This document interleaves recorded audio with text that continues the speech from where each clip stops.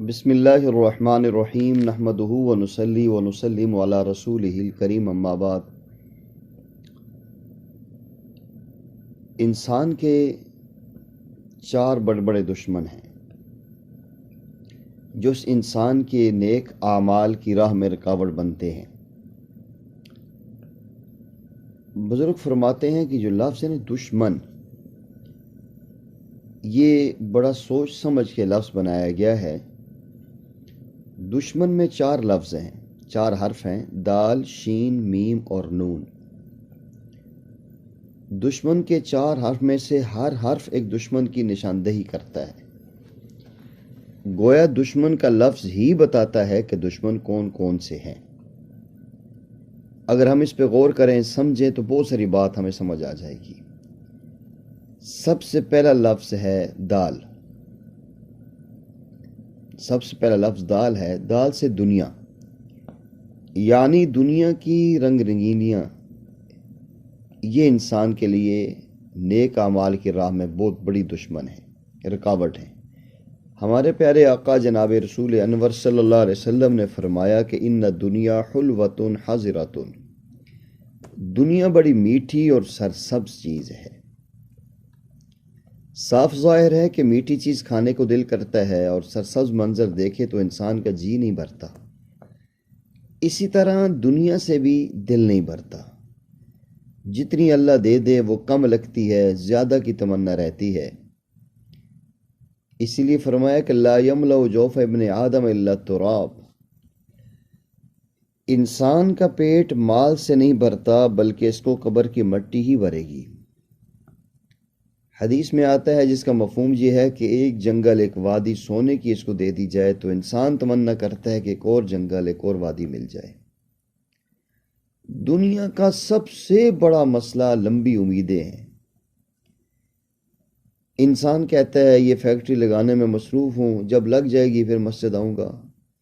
جب لگ جاتی ہے پھر کہتے ہیں اس میں کاروبار پھیلانے کے اندر مصروف ہوں، ایک پلانٹ لگ گیا ہے اب دوسرا پلانٹ لگانے میں مصروف ہوں، ایک دکان کامیاب ہو گئی ہے دوسری لگانے میں مصروف ہوں، ایک ملک میں برانچ میری کامیاب ہو چکی ہے دوسرے ملک میں لگانے میں مصروف ہوں۔ غرض یہ کہ ان لمبی امیدوں کی کوئی حد نہیں ہے۔ انہی امیدوں پہ دنیا انسان کو الجھائے رکھتی ہے اور انسان موت کی تیاری نہیں کرتا، اور یوں ہی وقت اختتام کو پہنچ جاتا ہے، انسان کی امیدیں پوری بھی نہیں ہوتی، موت کی تیاری نہیں ہوتی، سیدھا قبر میں چلا جاتا ہے۔ تو یہ جو پہلا دشمن ہے ہماری دنیا، اللہ جل جلالہ کی نظر میں ایسی مبغوض ہے کہ جب سے دنیا بنائی ہے اللہ نے، اس دن سے لے کر قیامت تک آنے والے دن میں ابھی تک بھی اور آئندہ بھی اللہ نے ایک مرتبہ بھی اس کو نگاہ رحمت سے نہیں دیکھا۔ اللہ کو اتنی بری لگتی ہے، تو اللہ نے امتحان لینے کے لیے اس پر مختلف لذتوں کا پردہ ڈالا ہے۔ امام غزالی رحمۃ اللہ علیہ نے بڑی پیاری مثال دی ہے کہ ایک بندہ جا رہا تھا اور اس کے پیچھے شیر دھاڑنے کی آواز ہے، اس نے آواز لے کے بھاگا، گھبرایا، کوئی درخت نظر آئے، درخت نظر نہیں آیا، اس پہ چڑھ جائے تو قریب ایک کنواں نظر آیا، لہٰذا اس نے سوچا کہ کنویں میں چھلانگ لگا دیتا ہوں، جب شیر چلا جائے گا تو میں باہر آ جاؤں گا۔ مگر جب کنویں کے اندر دیکھا تو اس کے پانی کے اوپر ایک سانپ تیر رہا تھا، اب وہ چھلانگ ہی نہیں لگا سکتا تھا۔ پھر سوچا اچھا جو دیوار کے ساتھ گھاس اگی ہوئی ہے اس کو پکڑ کے لٹک جاتا ہوں، لہٰذا وہ کنویں کی دیوار کے ساتھ گھاس یا لکڑی جو تھی اس کے ساتھ اپنے آپ کو لٹکا لیتا ہے۔ اوپر شیر انتظار کر رہا ہے، نیچے سانپ انتظار کر رہا ہے، درمیان میں اس لکڑی یا گھاس کے ساتھ یہ لٹکا ہوا ہے۔ اتنے میں اس نے دیکھا کہ دو چوہے ہیں جن میں سے ایک کالا اور ایک سفید ہے، دونوں اسی گھاس کو یا اس چیز کو کاٹ رہے ہیں جس کو پکڑنے میں وہ لٹک رہا تھا پکڑ کے۔ لہٰذا وہ مزید پریشان ہوا، اس پریشانی میں اس نے دائیں بائیں دیکھا تو اسے قریب ہی ایک شہد کا چھتا نظر آیا، اس پر مکھیاں موجود نہیں تھی مگر وہ شہد سے بھرا ہوا تھا۔ اس کے دل میں خیال آیا ذرا چکھوں تو صحیح اس کا ذائقہ کیسا ہے، لہٰذا اس نے ایک ہاتھ سے اس چیز کو پکڑا جس سے لٹک رہا تھا، دوسرے ہاتھ سے انگلی کر کے شہد کو چاٹنے لگا۔ اسے اتنا مزیدار لگا کہ وہ شہد چاٹنے میں لگ گیا، پھر تو نہ اسے شیر یاد رہا، نہ سانپ یاد رہا، نہ ہی سفید اور کالا چوہا یاد رہا، وہ شہد چاٹنے میں لگا ہوا ہے۔ اب انجام کیا ہوگا؟ اس کا ہاتھ ٹوٹ جائے گا، بے خیالی میں یہ کھل جائے گا اور نیچے گرے گا، نیچے گرتا ہے تو سانپ کے منہ میں، اوپر جاتا ہے تو شیر کے منہ میں۔ امام غزالی رحمہ اللہ فرماتے ہیں انسان تیرا یہی معاملہ ہے، موت تیرے پیچھے شیر کی طرح لگی ہوئی ہے، قبر کا عذاب تیرے اعمال سانپ کی طرح تیرے انتظار میں ہے، زندگی کی کمزور سی گھاس پکڑ کے تو لٹک رہا ہے، دن اور رات سفید اور کالے چوہے آ کے تیری زندگی کی گھاس کو کھا رہے ہیں، دنیا کی لذتیں شہد کی طرح ہیں، تو شہد چاٹنے میں لگا ہوا ہے۔ واقعتاً بندہ اتنا خواہشات میں پڑ جاتا ہے، اسے احساس ہی نہیں ہوتا کہ موت بھی آنی ہے۔ چونکہ انسان لمبی امیدوں میں پڑ کے موت سے غافل ہو جاتا ہے، اس لیے دنیا انسان کی دشمن ہے۔ دوسرا دشمن ہے شیطان، دال کے بعد شین، شین سے مراد شیطان ہے۔ یہ بدبخت ہمارا اتنا پکا دشمن ہے۔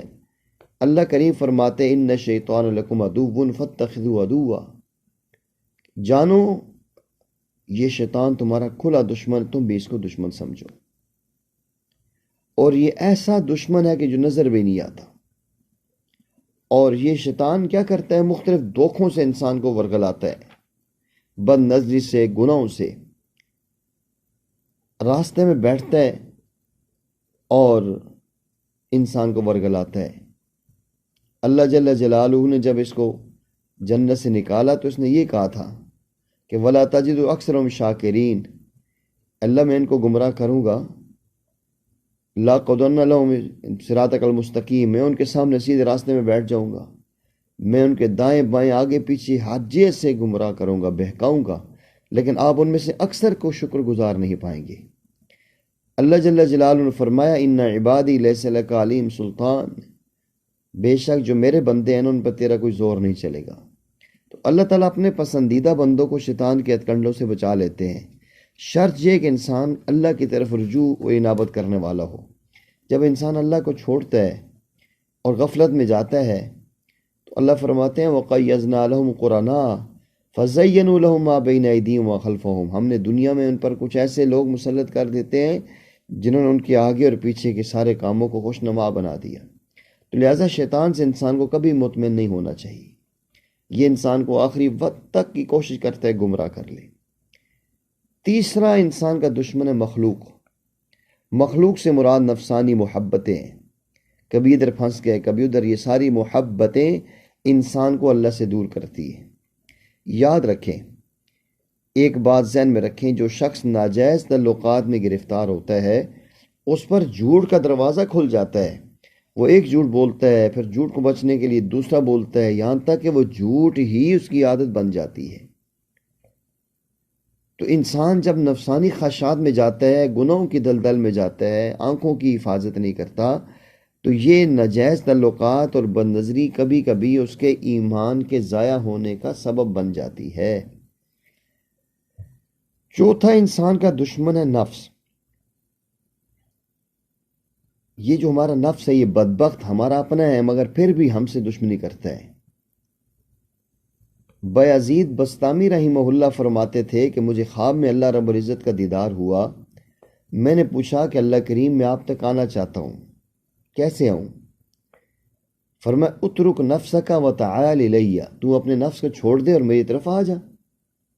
تو نفس کو قابو کرنا، اس کی اصلاح کرنا، اس کی خواہشات کو توڑنا بہت اہم ہے، اس کے بغیر اللہ کا قرب نہیں مل سکتا۔ ہم اپنی زندگیوں میں دیکھیں، ہم اس نفس کے پجاری بنے پھرتے ہیں، یہ خواہشات ہیں، ادھر لپک پڑے ادھر لپک پڑے۔ اس طرح نفس کی اصلاح کیسے ہوگی؟ جس نفس کو ہم نے پال پال کے موٹا کیا ہے وہ نفس ہمیں جہنم میں دھکا دینے کے انتظار میں۔ یہ نفس شیطان سے بھی بڑا مکار ہے۔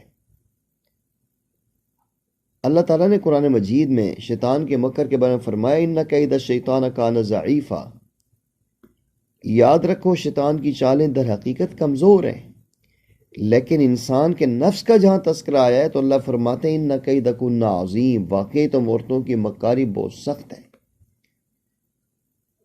تو شیطان کے مکر کمزور، انسانی نفس کے مکر بہت مضبوط ہیں۔ جب تک نفس شیطان کا ساتھ نہ دے شیطان غالب نہیں آ سکتا۔ یہ گھر کا بھیدی ہے جو انسان کو شکست دینے میں زیادہ اہم کردار ادا کرتا ہے۔ اس نفس کو بھی اپنا دشمن سمجھے، یہ خلاف شرع کام کرنے کا کہے تو مت مانے۔ نفس اور شیطان دونوں ہمارے دشمن ہیں، مگر دونوں کے مقاصد الگ الگ ہیں۔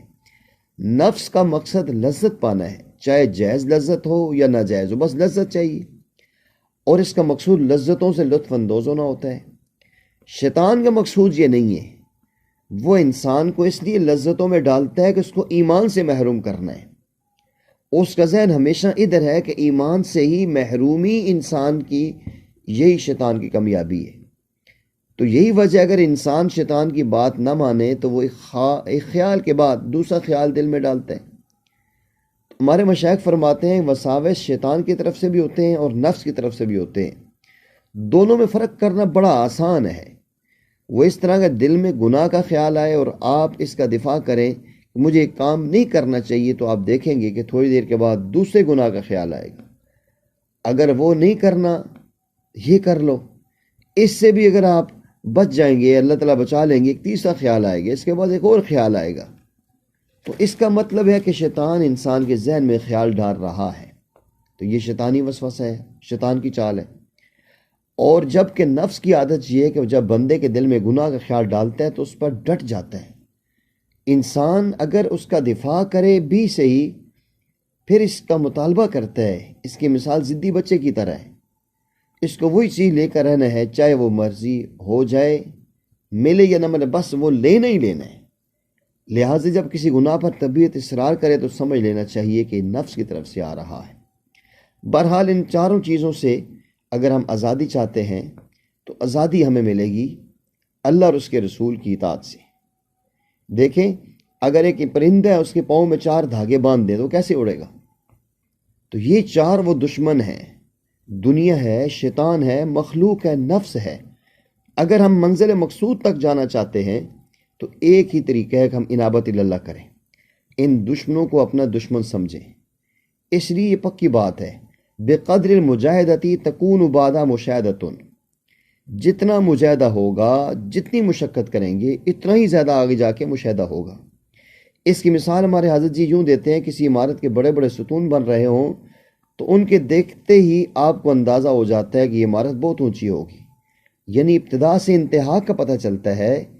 اس کو ہم اپنے مشائخ کے الفاظ میں یوں کہیں گے کہ جس کی فنا جتنی کامل ہوگی اس کی بقا اتنی کامل ہوگی، جس کا عروج جتنا کامل ہوگا اس کا نزول بھی اتنا کامل ہوگا۔ اللہ جل جلالہ ہمیں ان دشمنوں کو سمجھنے کی اور اپنے نفس کی اصلاح کرنے کی توفیق عطا فرمائے۔